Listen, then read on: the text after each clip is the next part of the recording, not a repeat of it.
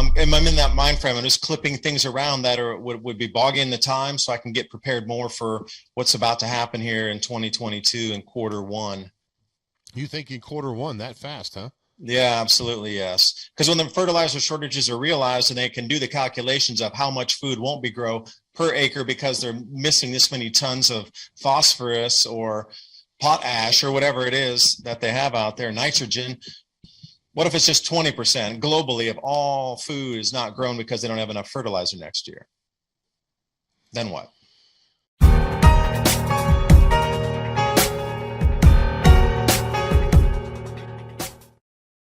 You're probably on my show at least 5 years ago, maybe longer.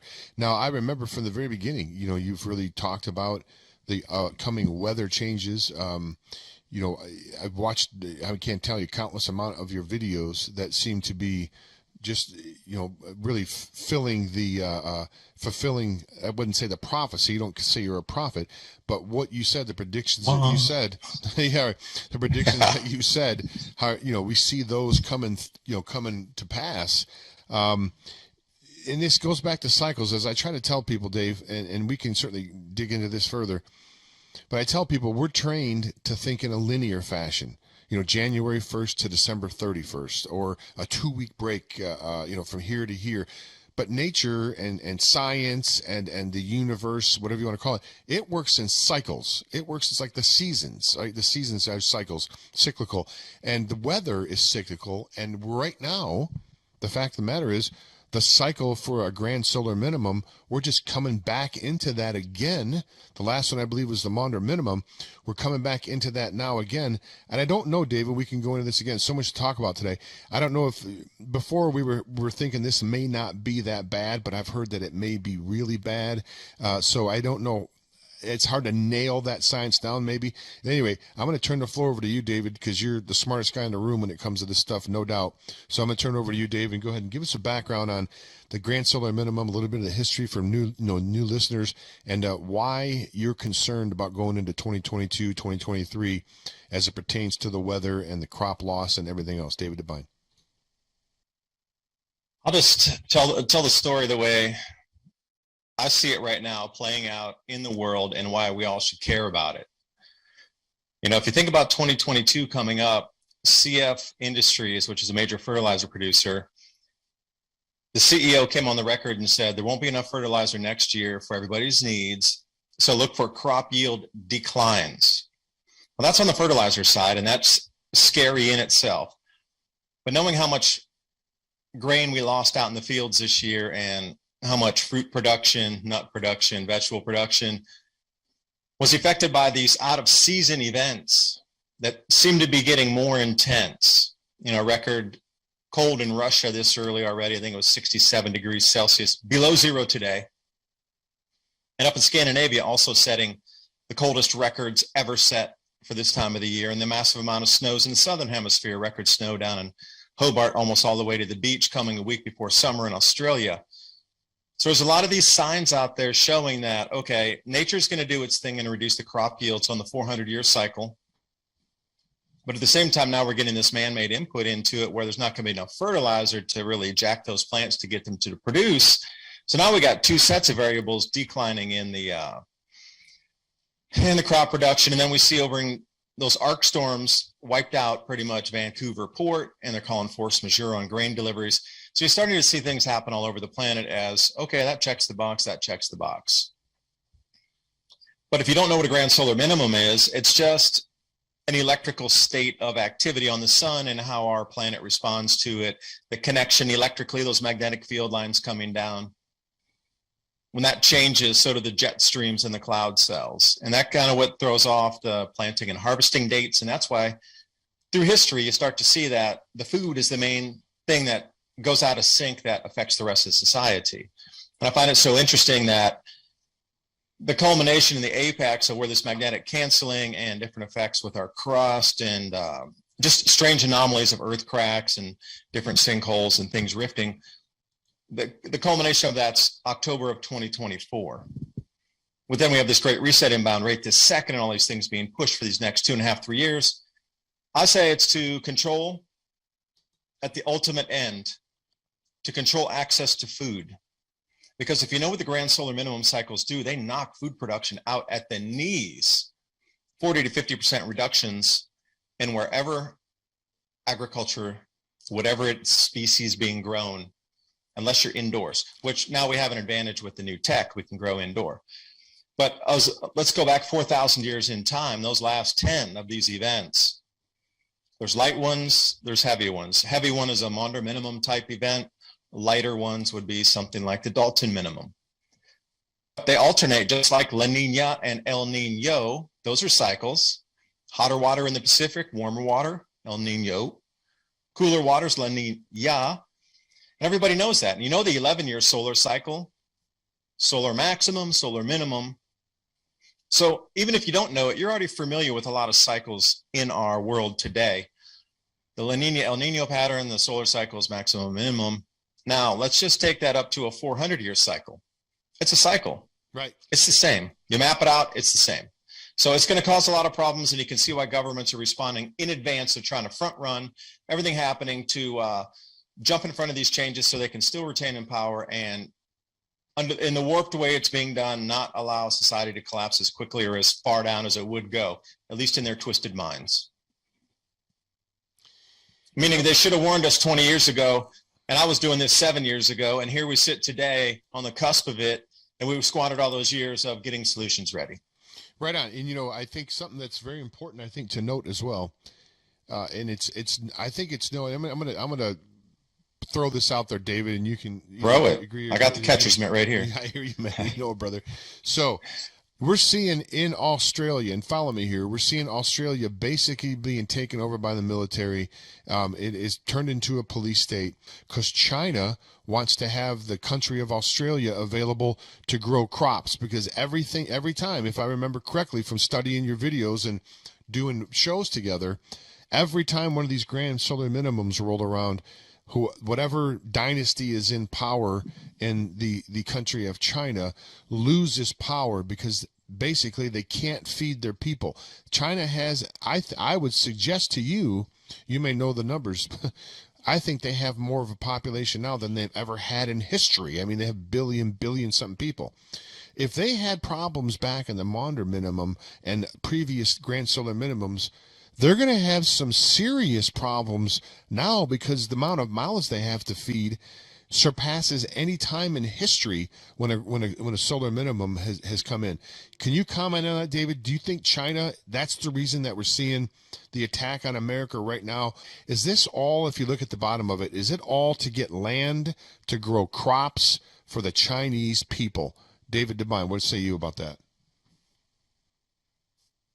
Yeah, that's taken in one direction, but another direction to go at the same time to remove the quote unquote useless eaters through a social credit score. If you're not good, if you don't kowtow, if you're not subservient and obeying and giving up everything and just acquiescing to every request, that kind of social credit score, if you're not one of those, then they don't want you around.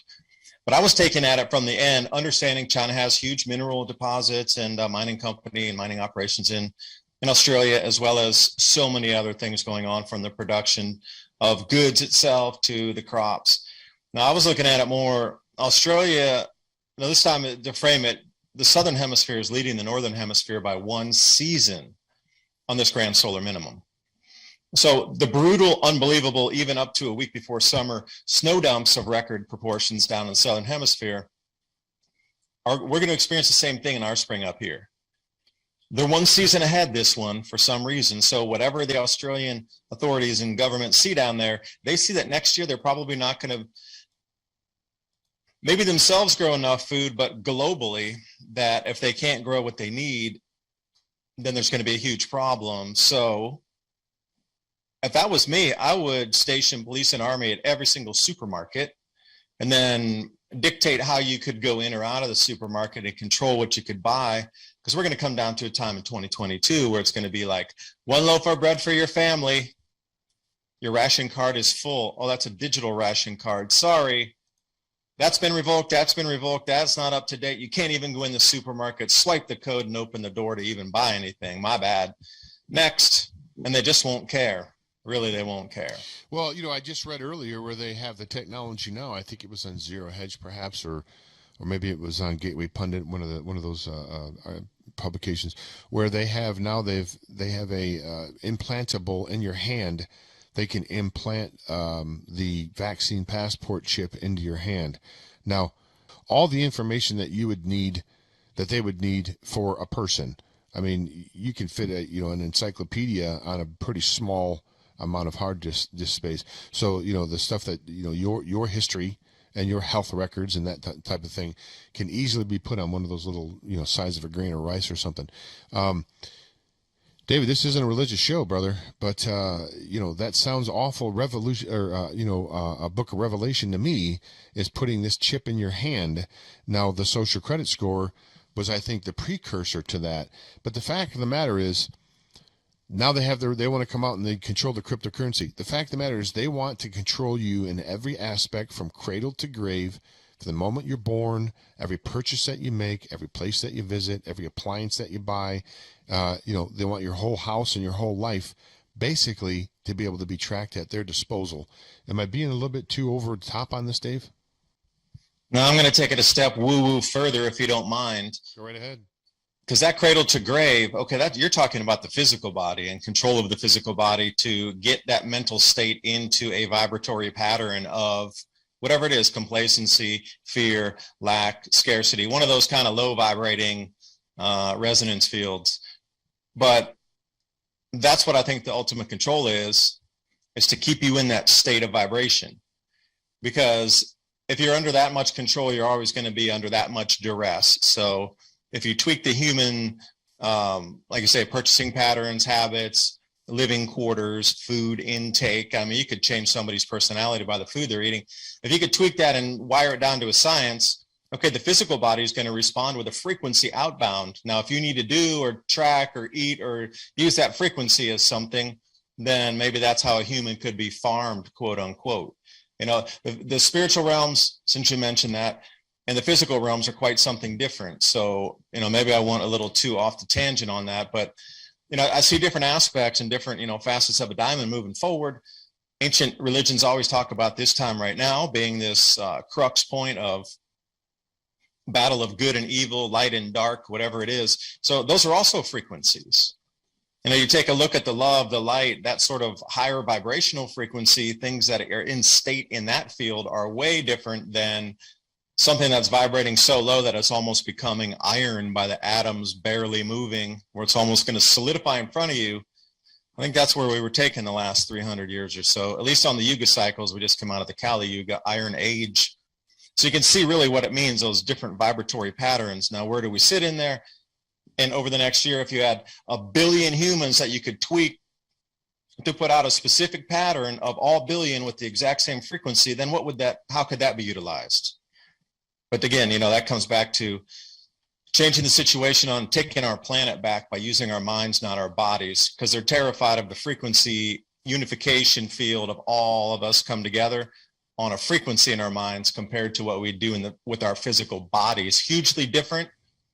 And hugely different scare factor for the elites in charge right now. No, essentially is what I've said on this program numerous times is their kryptonite. The kryptonite for them is an awake public who's aware of that they're being conned. The con can only continue to go as long as the people being conned don't realize they're being conned. Once they realize they're being conned, the whole con falls apart. Day by day.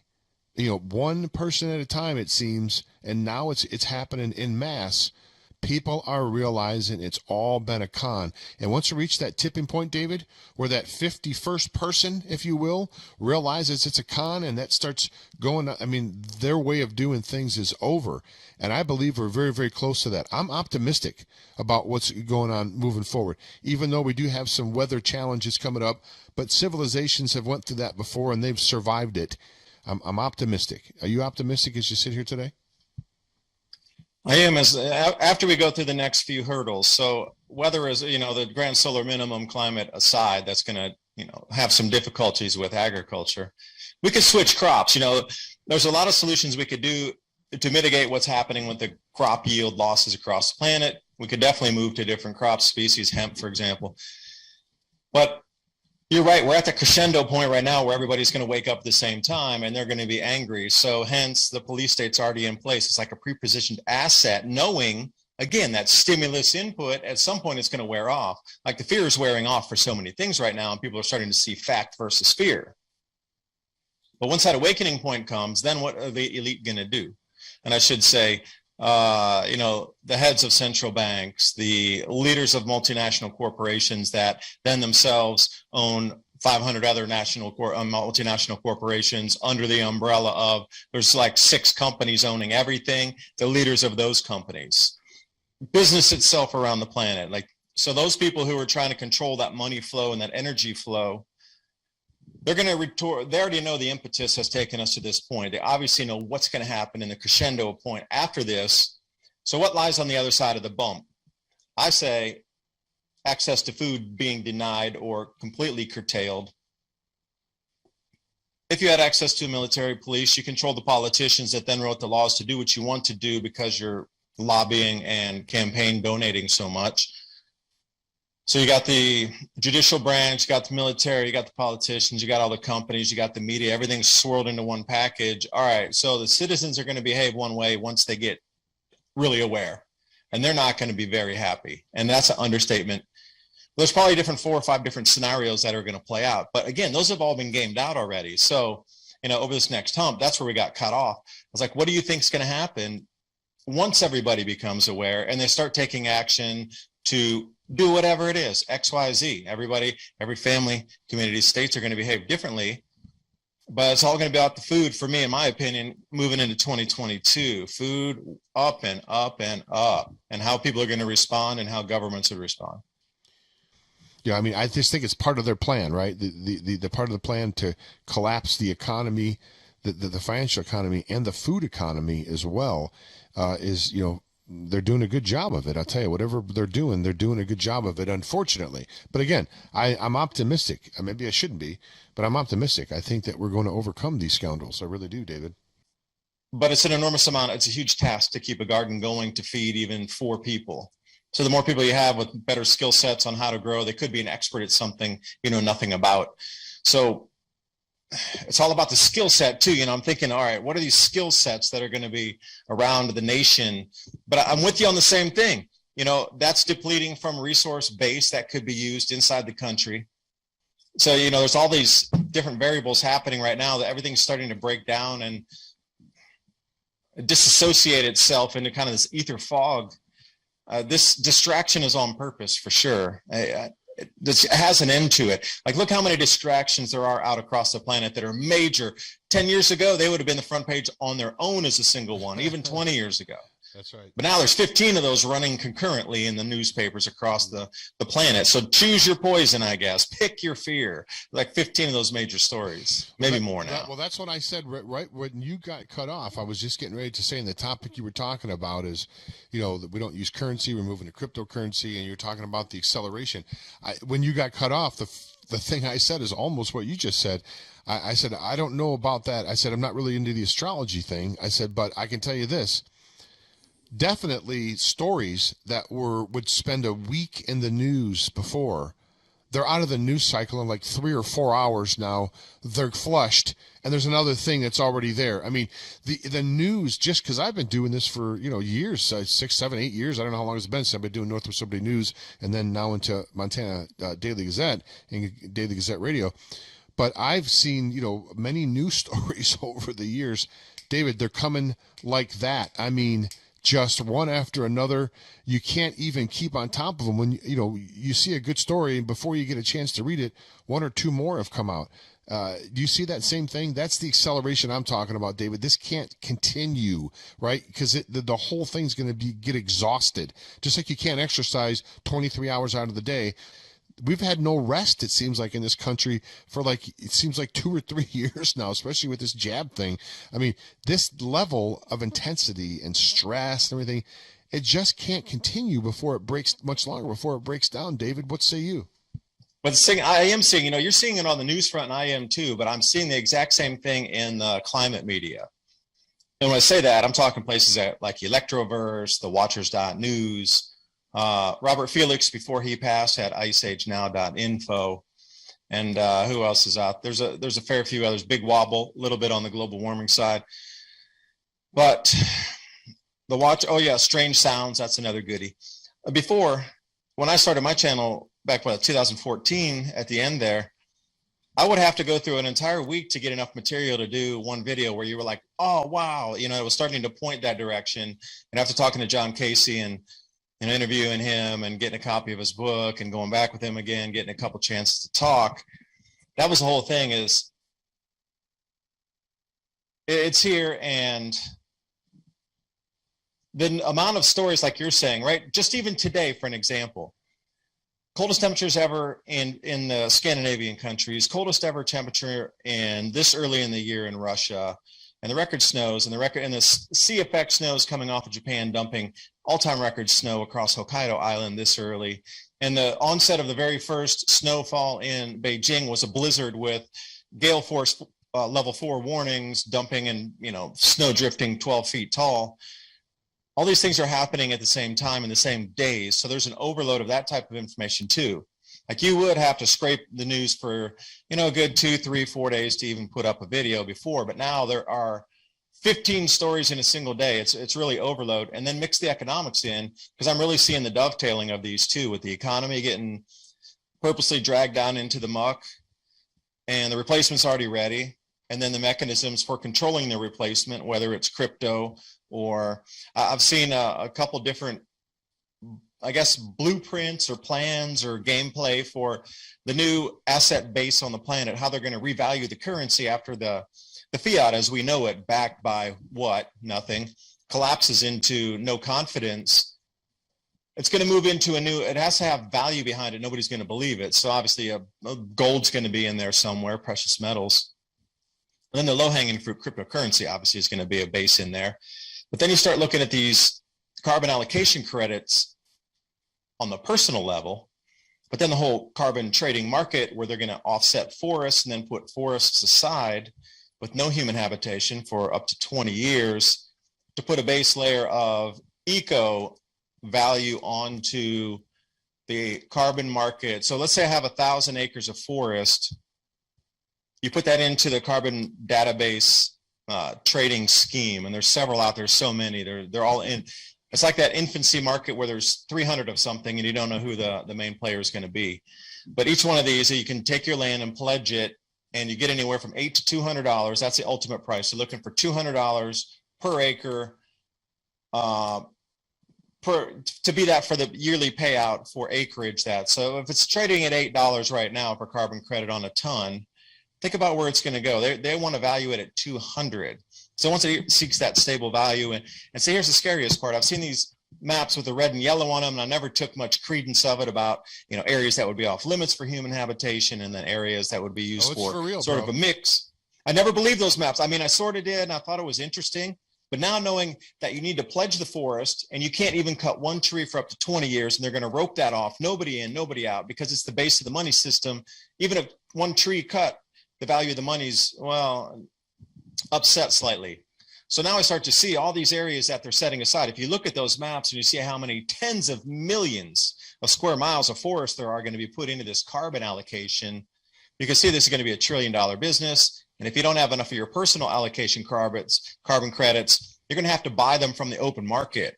So anything you want to purchase, like say I do this microphone and they're like, well, that's 12 carbon credits, personal allocation credits, because you use this much for the refining of the metal, this much for the mining of the metal. Oh, you had oil because you got the cord here.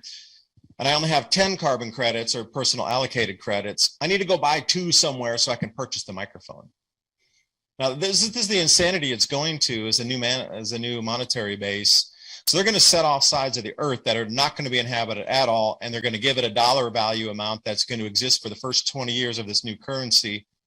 Nobody in, nobody out, 100% set aside specifically for carbon capture credits and whatever they're going to mix up next. We have a comment from one of the listeners on the Facebook. It says, the weather's geoengineered. We're in weather whiplash.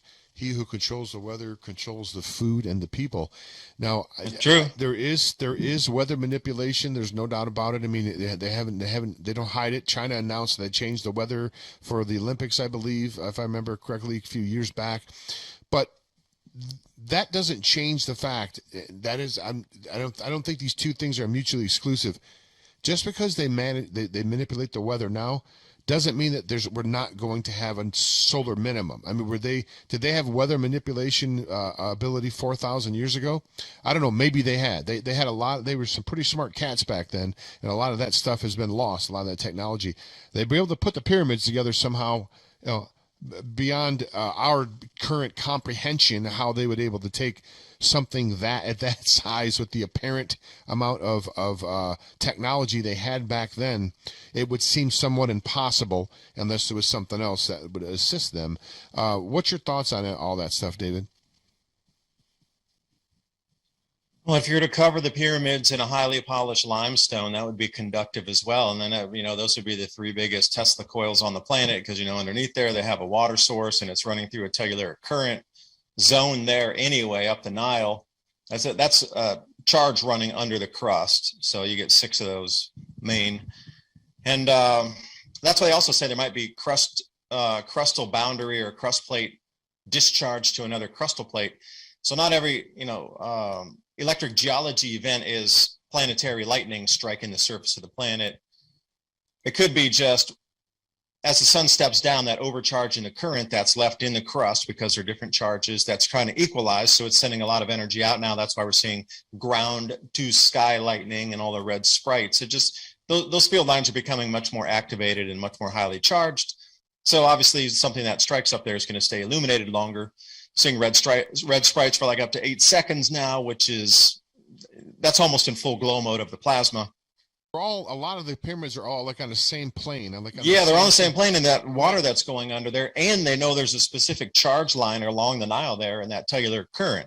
So imagine if you could harness that type of energy from the Earth, and you were that advanced to turn those into power transmission towers to illuminate, all of the Sahel and parts of up into Greece and Italy.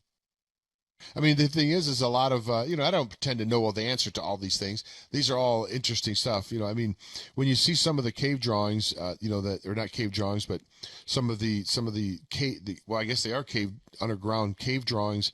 And there's people 4,000 years ago, they're sitting like in a spaceship and you can see the jet propulsion. And apparently they didn't learn how to fly until the Wright brothers, 1901 or something, apparently is the first time they've ever, that is what they tell us anyway, the first time they've ever been able to take flight.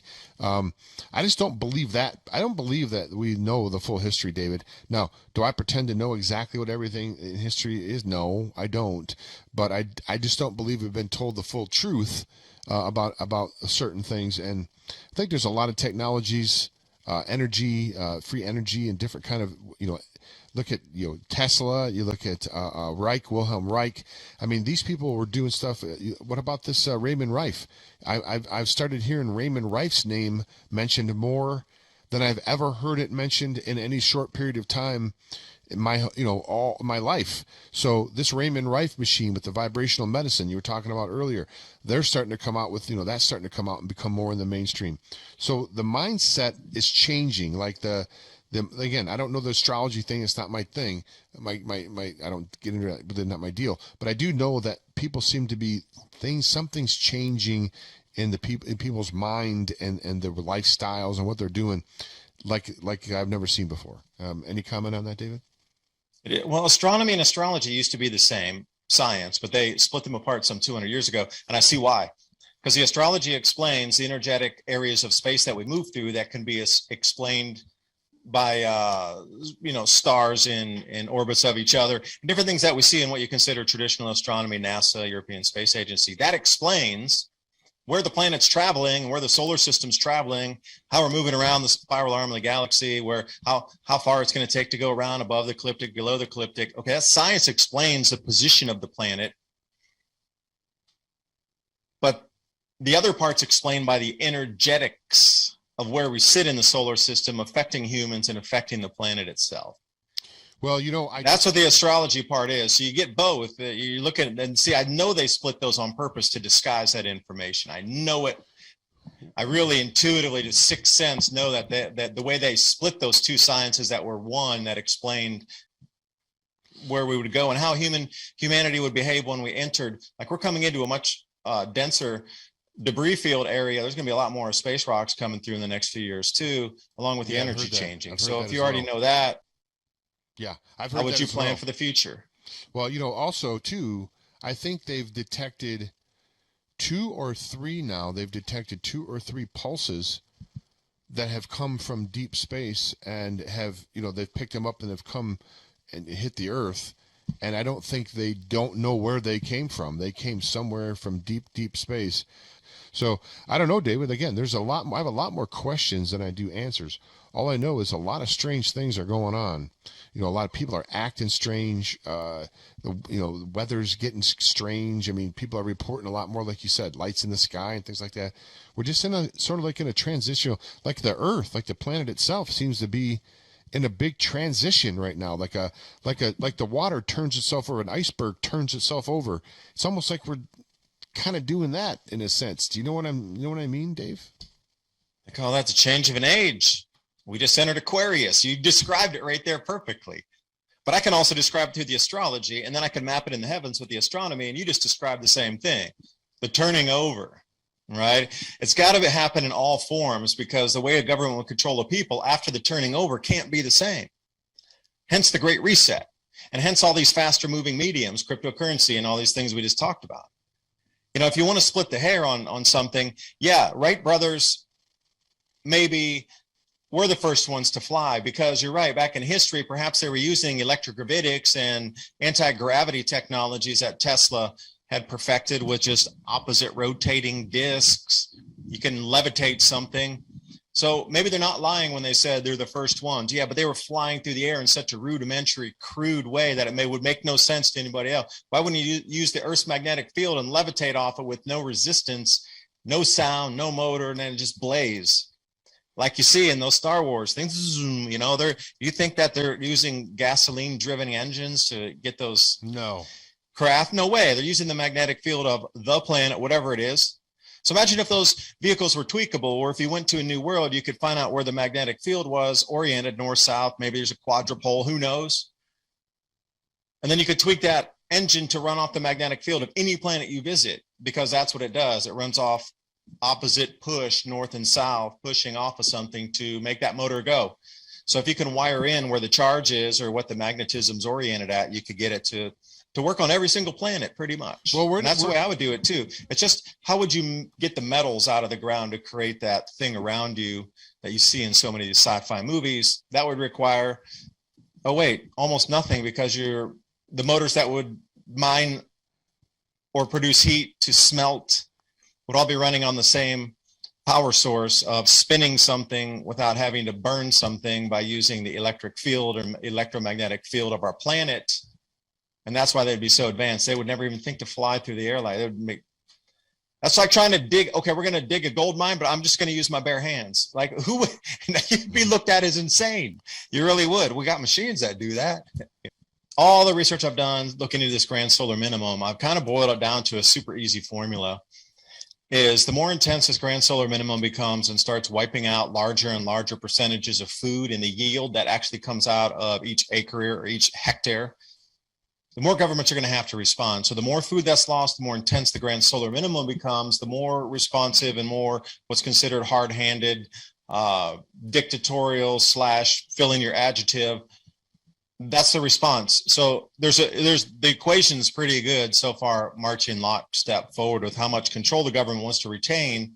As forget everything else, forget the politics, all that's a waste. That is a distraction at this point. It's about, if you get super hungry, you're going to go to the street and you're going to want change.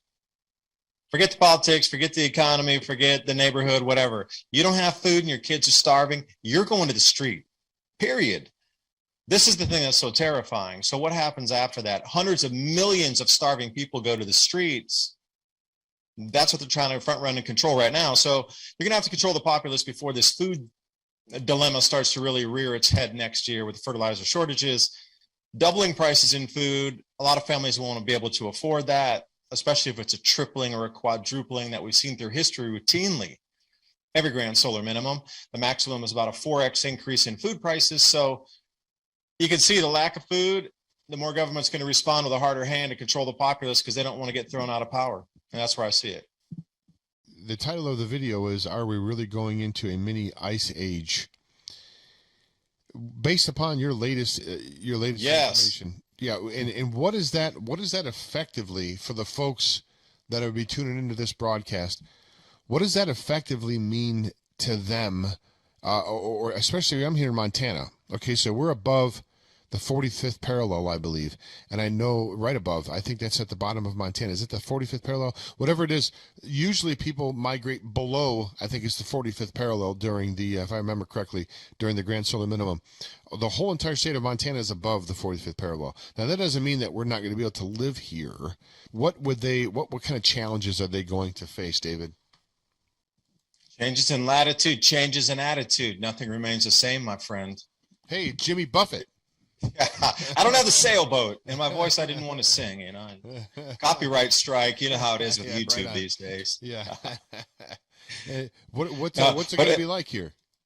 Well, in all seriousness, no, 45 degree for, at least in the United States, because if you go to Europe, it's a little bit higher. It's at 50. And then if you go back over into China, whatever, it's back to around 45 degrees north latitude. Everything above that's going to almost be zero yield.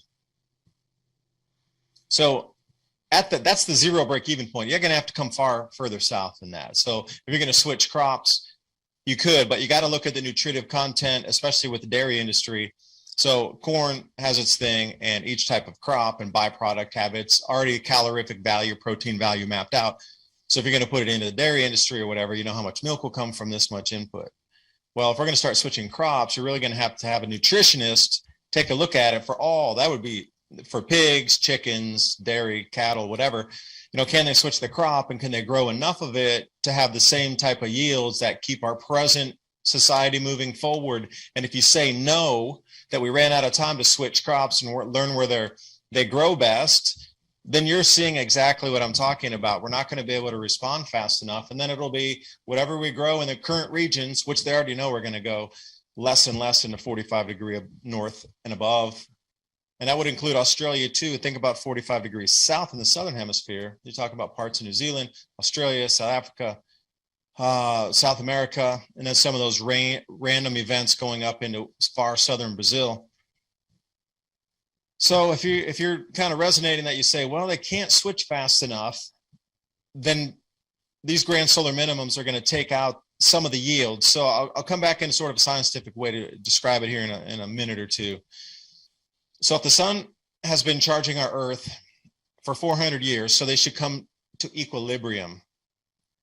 And then there's another layer, that's our crust, it's different charge. So atmosphere is different charge than the crust, and then the molten. I wouldn't go to the core. I would just go down into the mantle. That's a different charge as well. So you get these different charge layers that have all pretty much equalized with the sun in the last 200. Let's say I'll be generous and say 200 years, not 400. And the sun's stepping down on a 400-year cycle now. So what's happening is our Earth needs to now equalize the overcharge with what's happening. The sun's stepping down, so our Earth needs to release more energy. Now, currently, it's coming out in the global electric circuit outbound, where you're seeing a lot of ground to sky lightning. So think about if you charge something and make it vibrate faster, like one of the light bulbs that you see in these coffee shops. When you turn up the dial, you know, the higher you turn it, the faster it's glowing and it gets brighter. That just means faster electrons moving through there. Slower electron movement is dimmer light. So the faster the energy is moving through that medium, it's going to glow brighter depending on if there's more electricity going into it, or it's going to dim if there's less electricity. But that would be the same with moving cloud cells and regional weather patterns. So if you have a magnetic field line coming off the Earth that's becoming more highly charged, and it's continuously seems to be one of the main outflows of current, well, you would start to see regional weather patterns around some areas follow that. And if you go, and again, this is just basic science stuff that anybody can learn about with magnetic field lines on the planet, the sun, how it connects to us with those same magnetic field lines, and how everything has a north-south orientation, and how the Earth's magnetic field's shifting.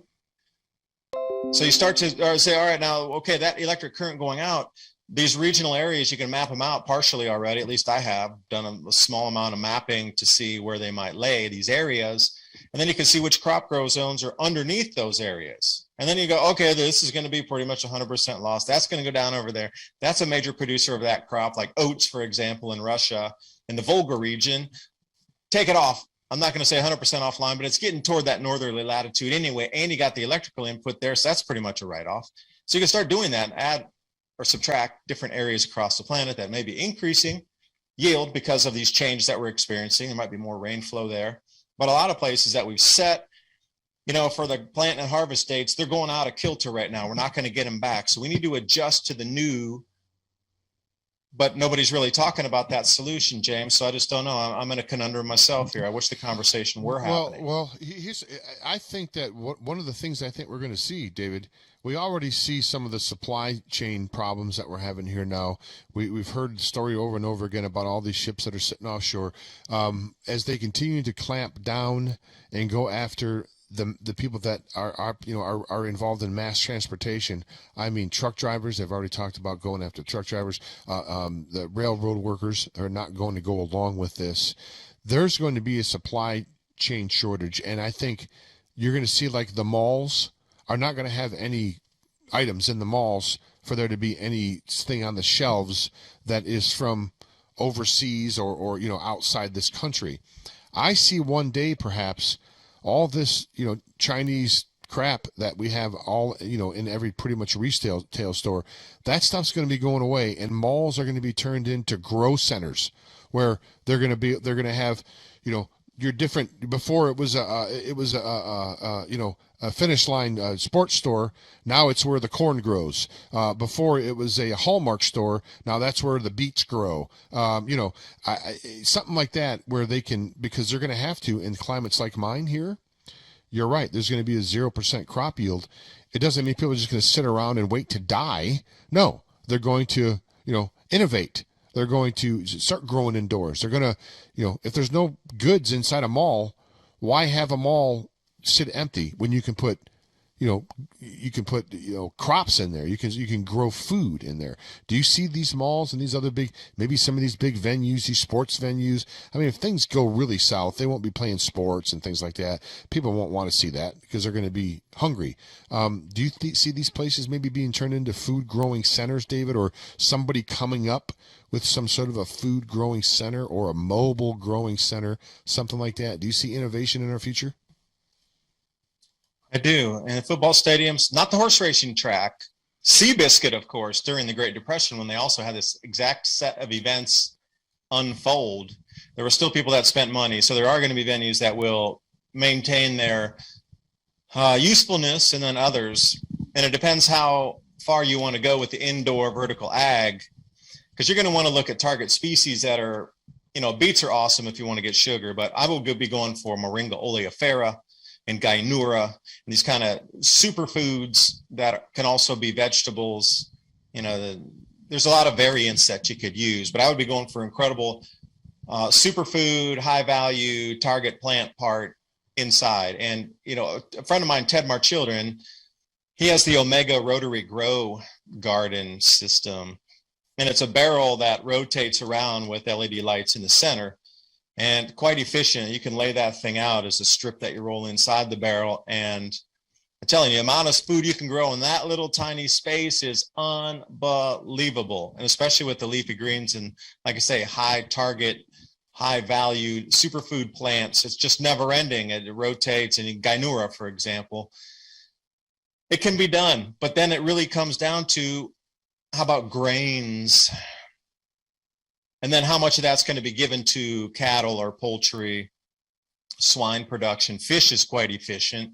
You can use that whole thing in the hydroponic system. But think about it. So you had a whole mall, and then you had the parking garage also.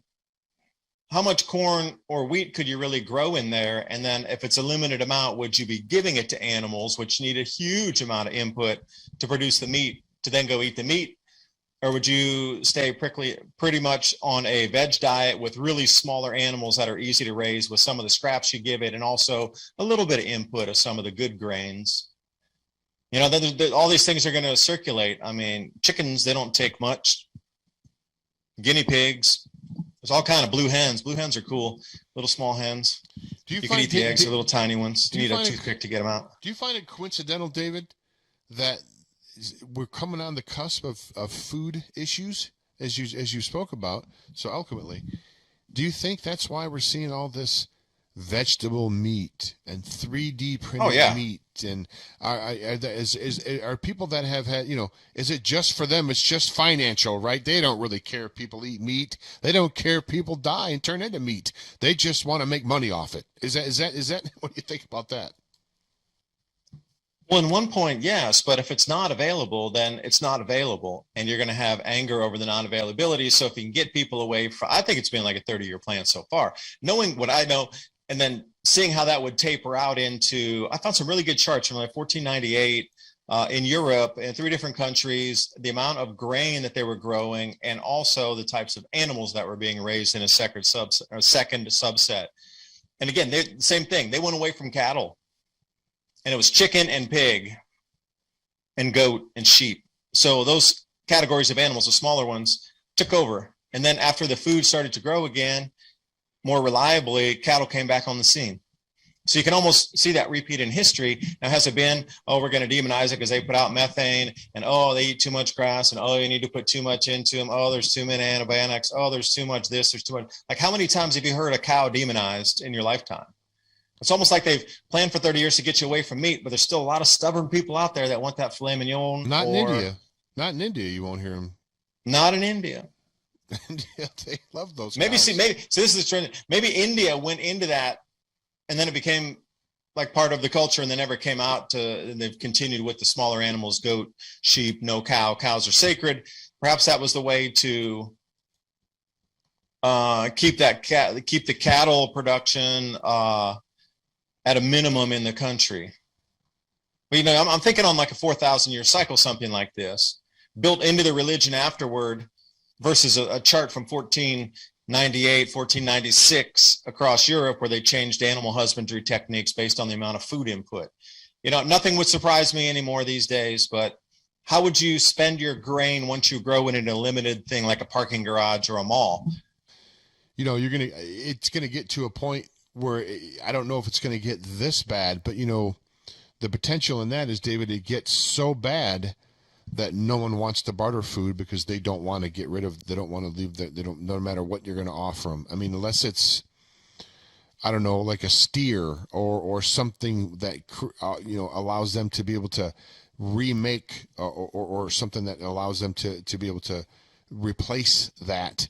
Otherwise, I mean, and I don't think it's going to get that bad in all places. I think a place like, for example, Montana here, we're in the Flathead Valley. It's a really big prepping community, if you will, and there's a lot of, former military here, and a lot of, farmers and ranchers and hunters, and but a place like Seattle, 12,000 people living in tents, on the sidewalk.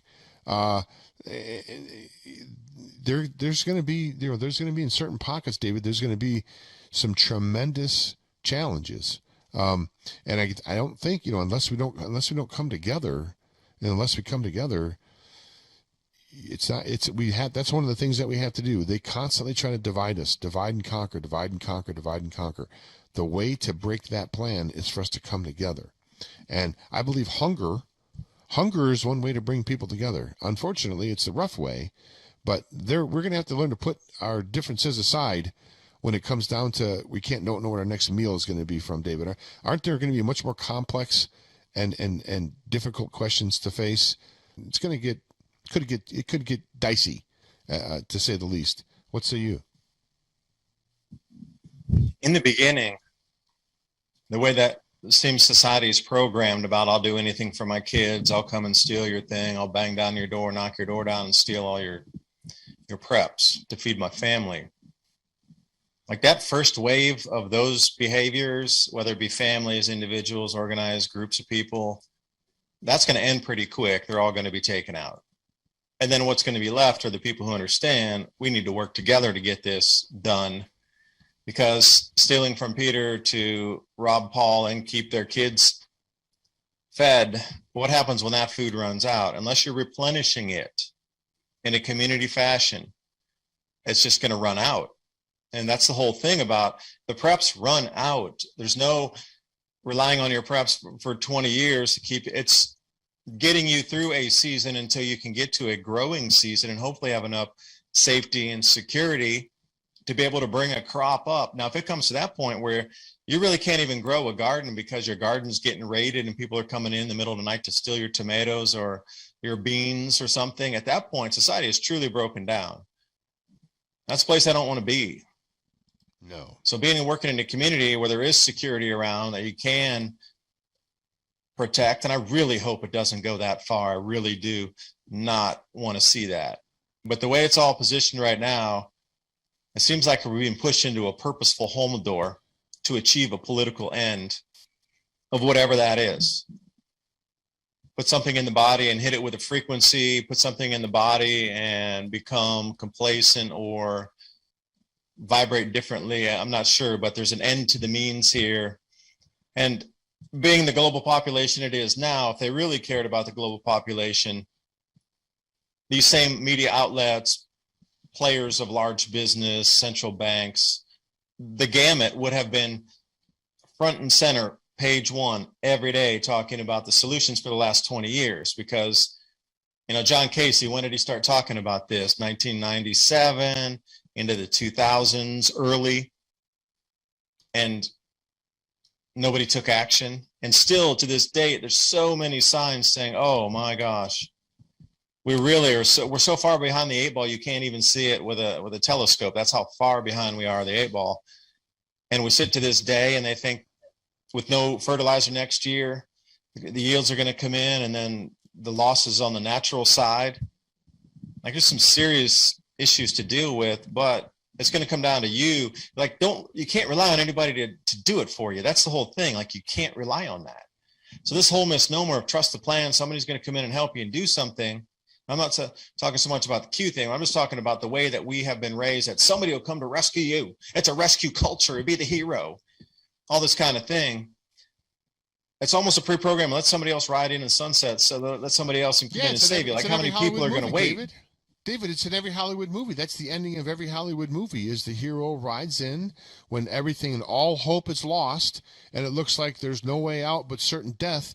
The hero somehow always rides in and solves the problem and takes care of everything and vanquishes the bad guy, and he gets the girl and they ride off together in the sunset. That is a fantasy. That's a Hollywood fantasy. And it's been done so many times over and over again that people seem to think, and you know, we live in a reality TV world, David.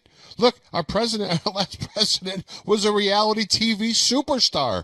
We live in a reality TV world. And you know, like I said before, they took us from watching reality TV back in the early 2000s with Survivor and Fear Factor, and now we are participants in the reality TV show. We've went from spectators to actual participants in the day-to-day reality TV of the globalist. And there is going to be a great reset that's going to happen. There's no denying it.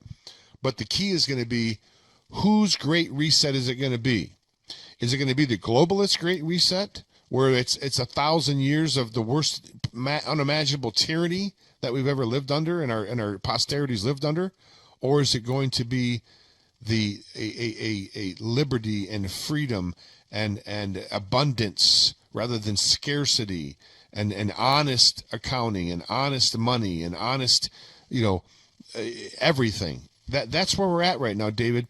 Any comments on those? On my babbles here? Am I babbling? Well, that'll be the sell into the digital central bank issued currencies, is what you just referenced there. It'll be honest money. It's backed by gold. It's honest money. It's backed by forests that are, the earth itself. You can't be any more honest than that as a currency asset value base. Don't let anybody else do it. You can't do it yourself. And, that's how this whole thing has been programmed, is you can't do it yourself. You need to rely on others. You need to rely on the companies, the government to take care of you. You can't do it yourself. You can't make wise choices, blah, blah, blah, blah. That's the way it's been sold to us for how many generations. And now, how are they going to get people to move over to what you consider sound money, sound government, sound law enforcement, sound judges, sound judicial system again? Like, we have to reset everything. So how are they going to play it into having value Well, how can we even trust the people who put us in this situation to solve the problem and bring us back into a new system? Like they're doing it on purpose. Nothing's organic anymore. Everything's an excuse, a narrative, and a distraction for an end. You need to get more self-sufficient right now. That's all I got to say. And if you can perfect those skill sets, then others around you and other communities will get those. Imagine having 5 communities that are really tight and then be able to trade with each other in that kind of regional sense. But the way it's going is you can't do anything. You can't do it yourself. You got to rely on us. No, you can't do it. Wait for somebody. If you wait for somebody to bring you food, you're dead. Okay, so let's talk about some of these skill sets. Obviously, David, being grand champion of Call of Duty is not going to be a very good skill set post collapse when we're trying to rebuild our nation and bring it back together again. That's probably not going to be a skill that's going to be too widely in demand. Things like carpenter, things like blacksmith. I know that sounds crazy, but I think blacksmith's going to become a popular thing again. If you can work on small engines, if you have a background in electrical, how electricity works, and electrical components, that type of thing. And I'm sure farming. Talk if you can, David. It's a little bit late in the game now, but you can still spend a weekend watching YouTube videos and probably pick up a little more information than most people have anyway. Give us some of the professions or some of the roles that are going to be in highest demand if things really go south and the economy collapses or the society collapses, however you want to characterize it, and we have to rebuild back up again like we have done before. What skills are going to be necessary, David? Being able to distill alcohol and take the heads and the tails that you can't drink and refine that 2 or 3 times more to turn it into rubbing alcohol as a medicine. But to be able to grow the fruit or set out the orchard like an orchard manager would, take care of the fruit, find different fertilizers like the algae floating on the surface of the pond, create your own different fertilizers with broken down bits of tree and leaf, and figure out what you need to do to grow that fruit, and then harvest it and be able to prepare it to then distill it, and then turn that distillation from drinkables also into medicine. Now, if you have that skill set as one package, which by the way, I've been working on, that's a valuable one to have in a community. And I might add one thing with that. Anybody who could, wild foraging is a thing, and it's very valuable in its own right. Wild foraging, you can eat this over there. But if you could wild forage to find different plants that you could turn into medicinals, that's a skill set on its own. So wild foraging, okay, that's the base set everybody needs. But then what about the specifics? Because, breakdown means that supply chain's breaking down. So amoxicillin, doxycycline, different kind of whatever antibiotics that you might be using.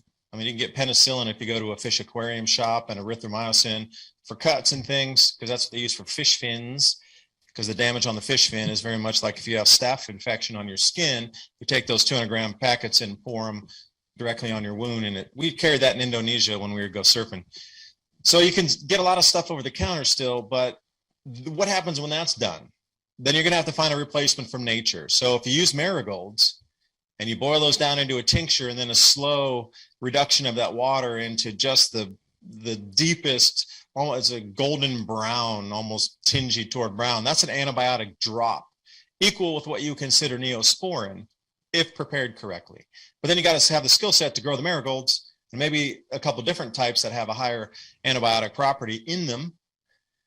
But then it comes back to farming again, because you're going to need to grow the medicines, maybe grow the food, and grow your fruits and all the things you'll need that you might not get from a traditional supply chain. Think Walgreens, no more. You have to grow what you could have gotten there for medicines. Now, start. See you this weekend. Well, there's 2 good books out there that everyone should buy, I think, and I don't make any money off them. But it's If There Is No Doctor and If There Is No Dentist, I believe, are the two books, and I have them both. And what that is that sort of rudimentary type. It's actually more than that. It's actually a little bit more in depth than just basic first aid. It's got some in depth stuff. Now you have to have the stomach to do some of these things, but somebody in the crowd will. So even things like basic first aid, David, knowing how to set a broken bone, knowing how to stitch up a wound, that type of stuff is even going to, I think, be valuable. Would you agree? I wouldn't. I had the same argument with somebody because I have a stitch kit, which is a practice one with the latex that's like skin, and the different kinds of thread, the double spun silk, which always breaks, or the monofilament. And there's different kinds of threads that there are to practice with, polyethylene. But I was the same way. I want to practice to learn how to stitch. And then somebody I know had a friend who's a doctor said, why would you stitch yourself? Why wouldn't you just go to the hospital? Okay, understood. I think the same way. If I get hurt today, I'm definitely going to the hospital. If there's no hospital, I guess I'm going to have to work on it myself. But the way I was looking at it, it wasn't about stitching and, doing everything that you would do in 1850 in a Western town out in the middle of some gold mining community that's cut off and the nearest town is, 2 weeks ride away. Then you do it yourself. To be able to get some of this basic medicine, to understand, see, this was the point that wasn't taken, is I wanted to learn to do something more difficult, do the stitching. So then if you're on what you're talking, emergency triage or first responder, and somebody gets hurt in a farm accident and they're split wide open, if you know how to sew it shut, you're certainly going to know the angle that you're going to need to push the skin, at least to put a bandage on it.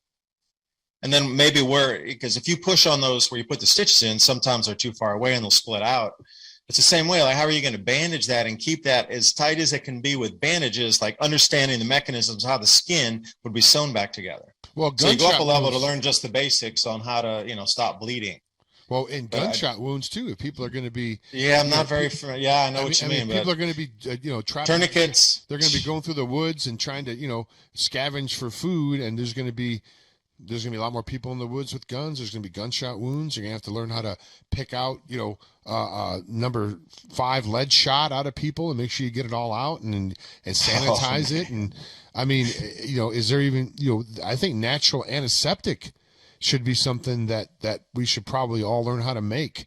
And I'm sure, like you talked about it, and my friend Rich Sheben, who's a good buddy of mine, Montana Mountain Man, I've been over his house before. He lives totally off grid up north of here.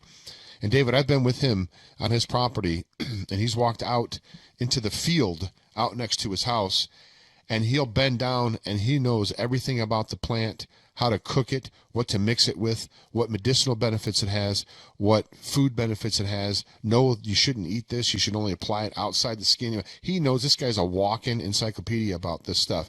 So I think nature in a lot of these things that are sold by the pharmaceuticals, they have their origin in natural plants and natural herbs and natural medicines.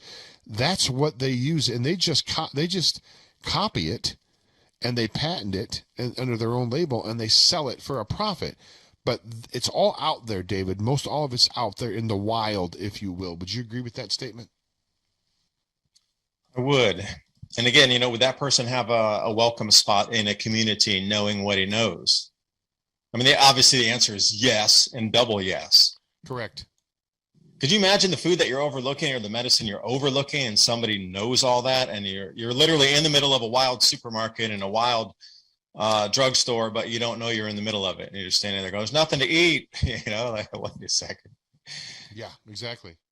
Yeah. Go eat the bark off the pine tree. So what other skill sets are going to be valuable? Obviously basic carpentry, as I said, small engine repair. What type of things, David? I mean, there's going to be a role for everyone, right? I mean, even someone that knows how to cook. You said if we're going to be changing crops, and we're going to be, evolving or devolving, however you want to look at it. If we're going to be changing crops, then we're going to have to learn how to prepare different foods than we've been used to preparing before. I mean, even learning how to cook properly is going to be a valuable skill. What say you? It's going to be in the mind first, the changes.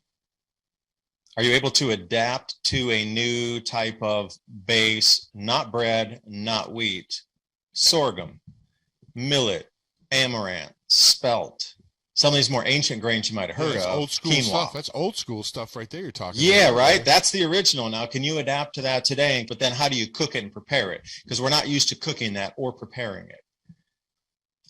There's not too many allergies associated with it, so it'd be a good fit. But then again, like what kind of scale can you get it to? Because you look at large agribiz today, there are millions of tons of 2,000 pounds is 1 ton. Now multiply by like 93 million or 700 million of those tons is what was produced prior, but not anymore.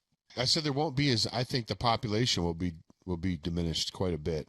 I think there's going to be some, it's not just and I'm not trying to be morbid, but you talk about the cycles, right? We talk about cycles in weather. Human population has cycles as well. It cycles through, and a lot of times it's disease that takes out a lot of the population, at least historically speaking. Isn't it interesting that comets always bring some disease with them? It's strange. Comets do? They do. So what comet has appeared recently? Halley's Comet was here, but that's a while ago, right? Is there another comet that I don't know about? Maybe there probably is. I don't know the follow comets. Well, no, I would talk going back into the tapestries of the Middle Ages, etc. They always have some giant comet that streaked by. Either the tail brushed the earth, or was some kind of impact or giant meteor shower where there are like 10,000, shooting stars per hour coming down, and then right after that, there would always be a disease of sorts that would break out. No, that's interesting. That's an interesting history about that. So it's not too late, right, David? Well, no, it's not too late as long as you change your mind for it not to be too late. But if you're going to sit in a corner and start shaking because you think it's too late, you've already lost it. Right. It's the mind first. And are you your mind too? Are you going to switch the crops? Hey, all these other ones are going to be way cheap. Like oat is going to remain cheaper, although doubling prices. You can still get way more nutrition out of the oatmeal than you would for like a 1 pound of flour or 1 pound of flour from the wheat. So are you going to change your taste preference to make oatmeal every morning and then save the money and have higher nutrition? No, I like the wheat bread. I like to, there's a lot of mental changes first. Yeah, oats. I think oats are like a superfood, right? Aren't oats a superfood? Maybe. Bananas, oats, honey, all kinds of stuff. So what is going to be happening, David, if I remember correctly? There's always a mass movement of the population. Is it called a diaspora? Is that the proper term for it? There's always not anymore. Everything's locked down. See, they took care of that aspect of one of those fingerprints of the grand solar minimum. That's already locked down. No, you kidding me? Look what's happened. That is not going to happen this time. Wait. Flesh that out a little bit for me. Back up a minute. Well, here's what I'm thinking, David. Isn't there going to be, if there's some sort of a collapse, then the police aren't going to, they're going to go home and protect their family. They're going to take their uniforms off and go protect their family, right? Unless their family's already been put aside into a green zone or something where they're all safe. And, that's one of the things they may be offering these people. You wonder how these cops in Australia can treat fellow Australians that way. First of all, you have to wonder, are they fellow Australians? Because they got black masks on and helmets. You can't really tell. They could be Chinese troops, for crying out loud. But you wonder, for someone to treat another human being the way that they're treating them, do you think they've let him in on the clue and say, hey, listen, when everything breaks down, you're going to be protected. Your family's going to have food. You'll go back to the green zone here, and you'll be fine. I mean, I don't know, David, if it's going to get that way, but there's something going on here for people to treat other humans the way that they're treating them. Seems to be that there's something other else in play. Do you have any speculation on what that might be? Or maybe you disagree with that altogether? No, I just look back in the darkest chapters of history, and there's always been willing servants, even through, running camps to do the executions.